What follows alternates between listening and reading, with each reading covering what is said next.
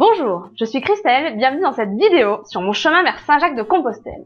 J'ai décidé de partir de Nantes jusqu'à Saint-Jacques-de-Compostelle, 1700 km d'aventure à pied pendant 2 à 3 mois et je vais partager avec vous tout ce que je vais vivre en vidéobloguant.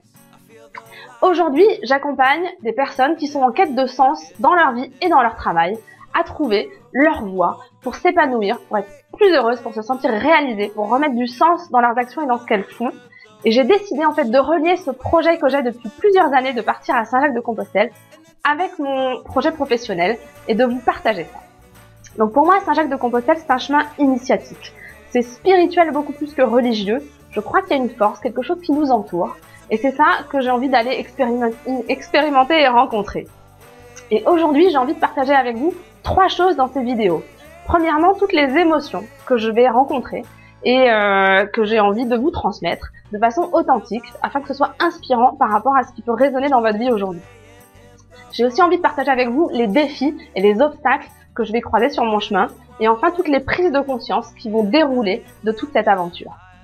Et donc à travers des courtes vidéos qui vont être vraiment inspirantes, eh bien sans aucun matériel, c'est-à-dire que je vais être uniquement avec mon iPhone et je vais transmettre autant que ce sera possible techniquement toutes ces vidéos au jour le jour pour vous permettre de vivre avec moi cette aventure incroyable.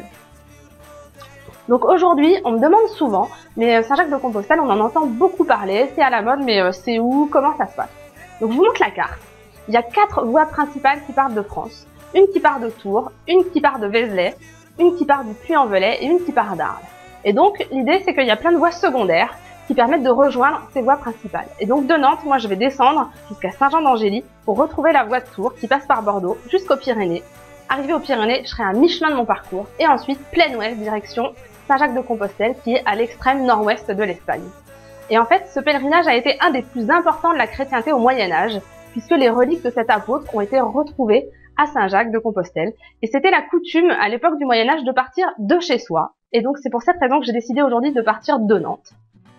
Coïncidence amusante, le chemin, la voie secondaire qui passe par Nantes est exactement dans ma rue. Donc j'ai juste à sortir de mon immeuble et je suis sur le chemin. Et j'ai trouvé quand je suis arrivée ici que c'était vraiment un clin d'œil et un appel du pied pour vraiment faire ce chemin qui me tient à cœur depuis longtemps. Et donc quelques chiffres, comme je vous disais, 1700 km à base de 25 km par jour en moyenne. Donc 2 à 3 mois, je pars mi-avril, je vais revenir fin juin a priori. Et sur le sac à dos, maximum 8 kg. Et donc ça, c'est aussi un défi. Et justement, dans ce défi, le premier objectif, c'est l'art de l'essentiel. C'est-à-dire qu'avec seulement 8 kg sur le dos pendant 3 mois, ça demande absolument d'être sélectif et de choisir ce qu'on va emporter. Alors qu'on est habitué à vivre dans une culture très matérialiste où on a toujours envie d'acheter de nouvelles choses. Et ça me demande un vrai effort pour limiter tout ce que je vais avoir avec moi. Le deuxième objectif pour moi de ce voyage, c'est de me reconnecter à mon corps. De vivre au quotidien avec mes sensations, avec ce que mon corps m'exprime et les sensations que j'ai en interaction avec l'environnement, que ce soit avec la nature, avec les rencontres que je vais faire et aussi avec l'organisation de la journée.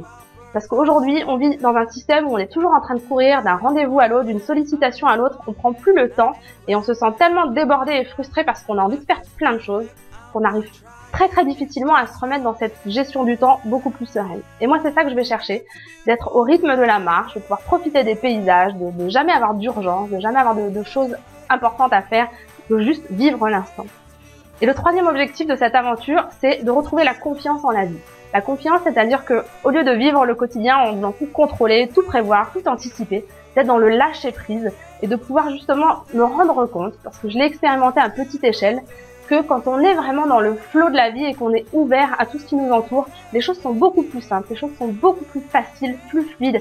Et finalement, ça marche aussi mieux que quand on résiste et quand on veut tout prévoir à tout prix.